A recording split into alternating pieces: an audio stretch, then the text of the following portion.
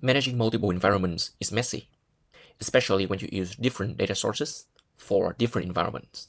Until now, introducing dynamic data sources, your queries automatically know which database to use based on your environment and your Git branches as well. So let's dive in. So first, I will demonstrate setting up dynamic development and production data sort using this dataset. So as you can see, with the current setup, you have to manually replace this data sort to test the query. And then right before you publish your changes to the end users, you have to change it back to the production data sort.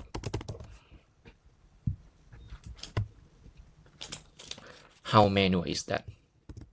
So let's simplify our workflow by making our data sources dynamic based on whether we are in production or development. We will start by defining a dynamic data sort variable. So I have my dynamic data sort variable here, and I will use this variable in my data sort name property of this dataset. And remember that I've already connected to both data sources in advance. You can see it here.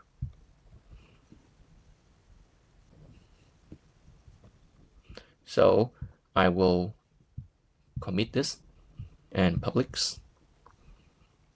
Now let's go to the dashboard. As you can see, as I'm in development mode, my data is switched to the development data sort. And what if I'm in productions?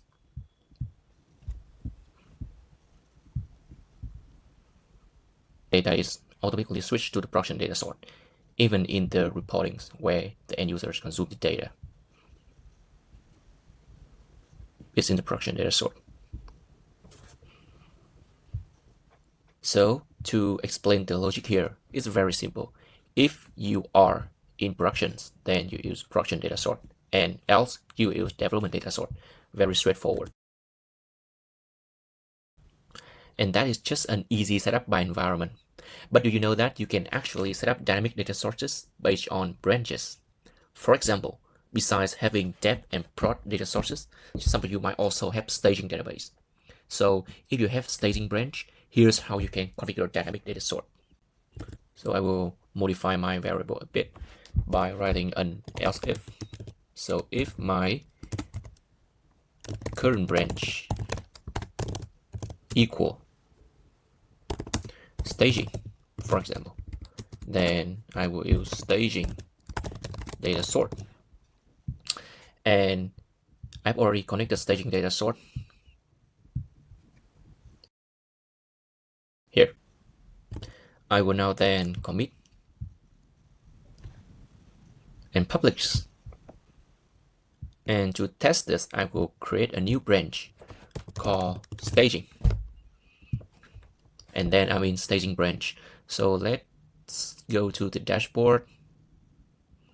You will see my visualization is automatically switched to the staging database.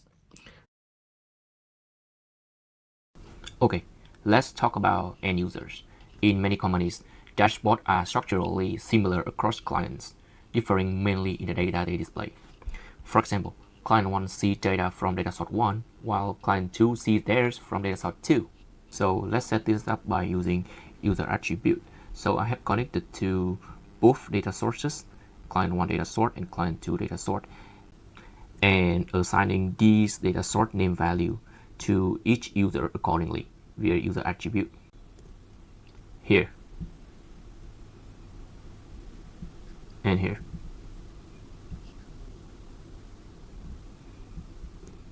Now in development environment, we will adjust our variable like this: h.current_users.data sort.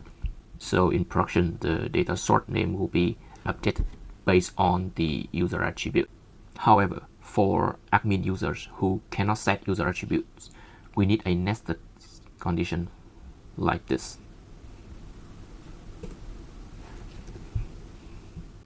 So this will ensure admin will use the default production data sort while others follow their assigned data sort. Okay, so now I will commit and publish. Okay, then I will go to the reportings, and you will see I'm an admin, so I will use the default production data sort. But how about others? Let's see. I will view as client 1 to see. So as you can see, if I'm client 1, I will only see data from the client 1 data sort. And if I'm client 2, I will only see data from client 2 data sort. So that's it for today. Thank you so much for watching.